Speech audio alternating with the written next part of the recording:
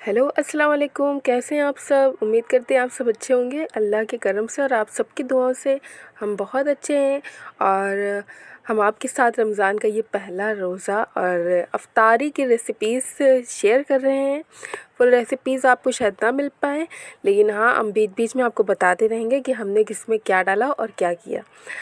अच्छा, तो Ramzan friends start हो चुके हैं और आप लोगों के घर में भी खूब मज़े मज़े की अफ्तारी बन रही होगी और उसी तरह हमारे घर में भी खूब तैयारियां चल रही हैं। तो ये जो मेरा रमज़ान का व्लॉग है, ये हमने 3rd रमज़ान को बनाया था और मेरी बहन ने सबसे पहले यहाँ पे जो फेंट रहे हैं ये हम हैं, मतलब हम दोनों लोग मिक्स करके बनाते हैं मतलब मिलजुल करके। तो ये जो बेसन फेंटने का काम होता है ये स्पेशली मेरा होता है, क्योंकि मेरे हाथ का फिटा हुआ बेसन उसकी पकौड़ियाँ फूल जाती हैं। तो मेरी सिस्टर ने कहा कि पकौड़ी के लिए बेसन तुम करोगी, तो हमने वो कर दिया। फिर उसके बाद देखिए दूसरी तरफ हमने आलू को उबाल लिया था, फिर उसको मैश करके उसमें धनिया मिर्चा सब मिला करके रख दिया है। तो हमारी 2 चीज़ें यहाँ पे हमारी सेटल हो चुकी हैं। एक दही की फुल्की, उसका बैटर सब हो चुका है, दही भी बन चुका है और दूसरी तरफ हमने ये जो आलू को मैश करके रखा था वो हो गया है। और मुझे लगा यहाँ पे वीडियो बन रही है, लेकिन यहाँ पे सही से वीडियो आ नहीं पाई और पता नहीं कहाँ की वीडियो बन गई। चलिए आगे व्लॉग में बढ़ते हैं और आगे के आपको रेसिपीज़ भी दिखाते हैं। तो ये जो बैटर बनाया गया है, मतलब कि बैटर क्या, एक पेस्ट भी नहीं बोलेंगे, जो भी मतलब जैसे कि हम आलू के ब्रेड रोल बनाते हैं तो उसके अंदर आलू की टिक्की जो रखते हैं वो बनाया था फ्रेंड्स। और तो इसीलिए इसका ये तैयार किया गया आलू का भरता। और मेरी सिस्टर यहाँ पे बना रही थी, तो उससे जो ना वो जो ब्रेड है वो बंद नहीं हो रहा था, तो हमने उससे कहा कि थोड़ा सा यहाँ पे उसमें हाथ में अपने पानी लगा लो और उससे इसको प्रेस करो तो शायद बंद हो जाए। तो उससे ये आराम से फिर पैक हो गए थे। अच्छा, आज मेन्यू में क्या क्या है आपको बता देते हैं। आज हमने बना रखे हैं मटर काबली मटर, जिसको आप जानते हैं काबली मटर। और फिर उसके बाद यहाँ पे देखिए हम खाने में भी साथ साथ बना रहे हैं। अच्छा, मेरी आदत है ये, रमज़ानों में एक चीज़ मेरी अच्छी हो जाती है कि खाना जल्दी बन जाता है। मेरी आदत ये है कि रमज़ान में रोज़ा अफ्तार से पहले खाना भी बन जाए तो बहुत सुकून रहता है एकदम, क्योंकि रोज़ा खोलने के बाद जो बॉडी में जो ग्लूकोज़ और प्रोटीन का जो टूटना सब चालू होता है, तो फिर बॉडी बिल्कुल किसी भी काम को करने के लिए रेडी नहीं होती है। तो इसीलिए देखिए हमने खाने के लिए भी यहाँ पे तैयारी करके रख दी है। उधर हमने गोश्त बघार दिया है और यहाँ पे हमने चावल के लिए अपना भगोना चढ़ा दिया है। गोश्त हमने बघार दिया था, फिर उसके बाद हमने उसमें मसाला पीस लिया था। तो हमारे यहाँ पे प्याज हम काफ़ी सारा डाला है सालन में, और मसाला भी हमने साइड बाय साइड पीसते गए थे, वो आपको आगे दिखाएंगे। अब फिर इसके बाद हमने यहाँ पे देखिए ऐड कर दिया है पाव भर हमारा मटन था, वो हमने ऐड कर दिया है। और इधर भगोने में चावल के लिए हम डाल देंगे घी।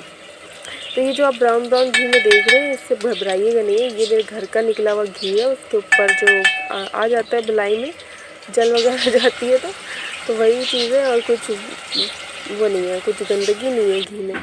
तो यहाँ पे देखिए चावल भी हमने उसमें ऐड कर दिया, फिर उसके बाद पानी डाल करके हमने चावल को चढ़ा दिया था।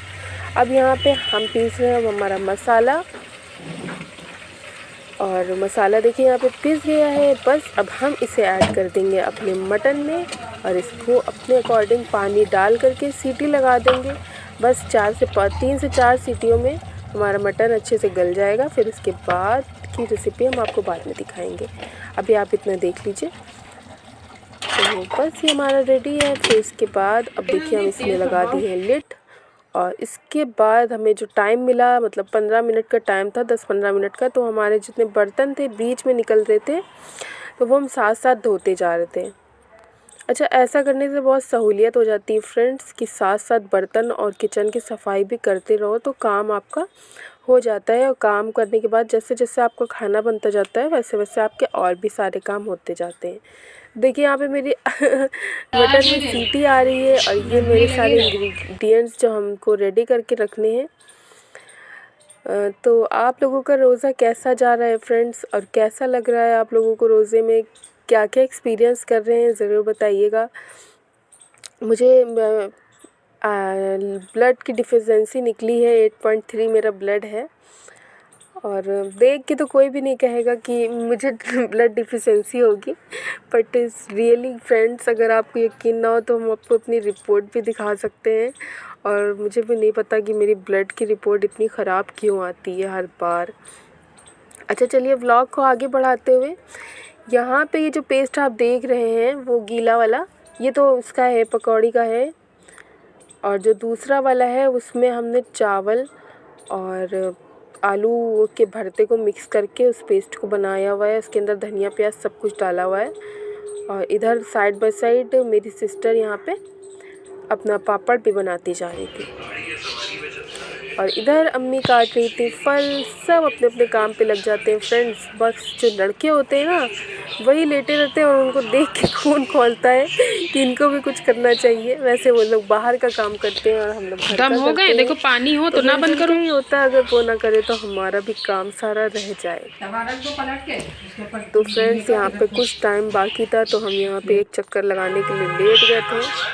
अब देखिए टाइम कितना हो रहा है फ्रेंड्स, ये देखिए बस आधा घंटा बचा है हमारा रोज़ा अफ्तार में। और ऑलमोस्ट सारी चीज़ें डन हो गई हैं, बस जो फ्राइड चीज़ें हैं उनको तलना है। और हमारे घर में ये रिवाज है कि ये जो तलने वाली जो भी चीज़ें होती हैं वो बिल्कुल एंड टाइम पे तली जाती हैं ताकि गरम गरम सर्व हो।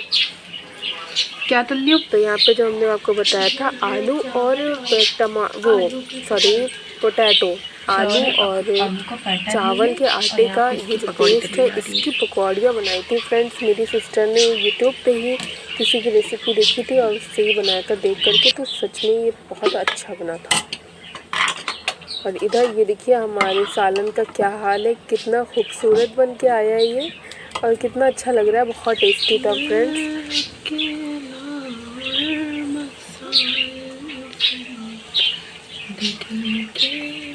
और ये हमारे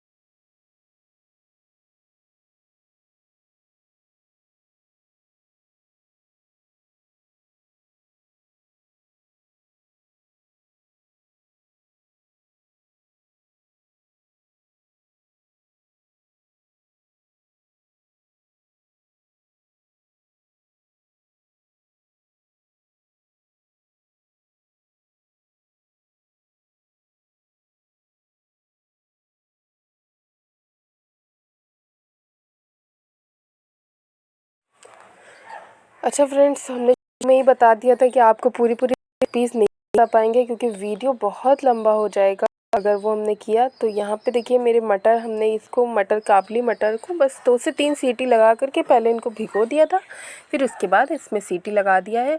और ये कुछ इस तरीके के हो गए थे फ्रेंड्स, लेकिन हाँ उबलने के बाद इनको मैश कर लीजिएगा, वो ज़्यादा बेटर रहेगा। फिर उसके बाद उसके ऊपर हमने प्याज, धनिया, हरी मिर्च से गार्निशिंग की है। और यहाँ पे हमारी लाल चटनी, जो कि रमज़ान चटनी हम इसका नाम इसलिए रख रहे हैं क्योंकि रमज़ानों में हर एक के घर में ये चटनी बनना तो कंपल्सरी है हमारे तरफ। तो आप लोगों के यहाँ बनती है या नहीं है, ये गुड़ और इमली वाली चटनी ज़रूर बताइएगा। मेरे घर में मेरा छोटा वाला भाई हर पकौड़ी और हर किसी भी पकौड़ी के साथ उसको ये चटनी तो चाहिए होती है।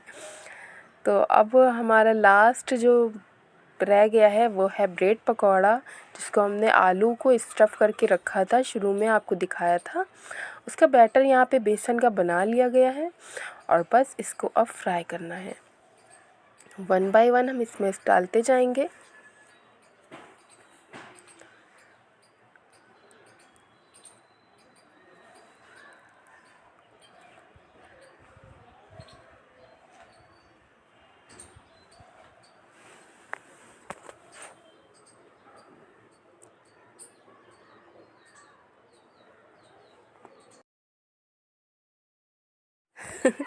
तो हम यहाँ पे रहनमा से मजाक कर रहे थे कि तुम्हारे पास कुछ दिव्य शक्तियाँ हैं जिससे कि तुम तेल में हाथ डाल लेती हो। आप लोगों ने भी देखा ना फ्रेंड्स, उसने हाथ डाल दिया था तेल में। हम्म। अच्छा, ये देखिए पापा ने रबड़ी बना के रखी है और इसको भी हम लगा लेते हैं अपनी अफ्तारी में। और फिर उसके बाद मेरे पास अभी थोड़ा सा टाइम बचा था, तो हमने कहा कि क्यों ना सिपारा कंप्लीट कर लेते हैं। तो हमने फटाफट सिपारा पढ़ लिया। आप लोगों का कौन सा सिपारा चल रहा है हमें कमेंट में बताइएगा। अच्छा फ्रेंड्स, एक मेरी तरकीब है, आप ज़रूर इसको अपनाइएगा अगर मेरी राय अच्छी लगे तो। अच्छा, कुरान पाक पढ़ने के साथ साथ अगर आपके पास कुरान पाक का तर्जुमा है या तर्जुमे वाली कुरान है, तो कहीं से भी आप उसको एडजस्ट करवा के आप इस रमज़ान का कुरान को तर्जुमे के साथ ज़रूर पढ़ें। कुरान पढ़ने का बहुत सवाब है फ्रेंड्स, और अगर आप उसको कुरान को तर्जुमे के साथ पढ़ते हैं तो उससे कहीं ज़्यादा सवाब मिलता है, क्योंकि आप जो पढ़ रहे हैं वो आप समझ रहे हैं और उन चीज़ों पे फिर आप जब समझेंगे तो अमल भी करेंगे। तो कुरान पाक का मतलब ही ये है कि कुरान पाक हम लोगों के लिए, उम्मतियों के लिए इसीलिए नाजिल फरमाया गया ताकि हम अपनी ज़िंदगी में कुरान पाक की जो चीज़ें बताई गई हैं वो अपनी ज़िंदगी में ला पाएँ और उससे फ़ायदा उठा पाएँ। और अगर हम कुरान शरीफ को पढ़ तो लेते हैं और उसका मतलब नहीं समझते और बस पढ़ लेते हैं इस नीयत से कि बस हमारे इतने सिपारे हो गए, इतने सिपारे हो गए, ये रेस मत लगाइए फ्रेंड्स। अगर रेस लगानी है तो इसकी लगाइए कि कुरान पाक आपको कितना समझ में आया और कुरान पाक दूसरे को कितना समझ में आता है। समझ के पढ़िए, यही मेरी राय है। अच्छा देखिए, बातों ही बातों में इधर हमने रोज़ा खोल लिया था। फिर उसके बाद बस हमें यहाँ पे क्या करना था, हमारा सालन बिल्कुल रेडी था। हमें बस ये धनिया जो हमने काट के पहले ही से रख ली थी, इसको डालना था अपने सालन में। और सालन को आज हमने बहुत पतला नहीं किया है क्योंकि बहुत कम ही लोग खाना खाते हैं रोज़ा खोलने के बाद। तो अम्मी ने कहा था कि सालन को गाढ़ा गाढ़ा रखना, तो यहाँ पे हमने धनिया से गार्निश कर दिया है फ्रेंड्स। और बस अब हम खाना खा लेंगे। तो उम्मीद करते हैं कि ये व्लॉग आपको हर व्लॉग की तरह अच्छा लगा होगा और आपको इससे कुछ ना कुछ सीखा होगा आपने इससे कुछ। तो इसी के साथ हम इस व्लॉग को एंड करते हैं। अल्लाह हाफिज़, दुआ में याद रखिएगा और अपनी बहन को, मेरे प्यारे से चैनल को अस्मा द स्पेशल गर्ल को सब्सक्राइब कर लीजिएगा। अल्लाह हाफिज़।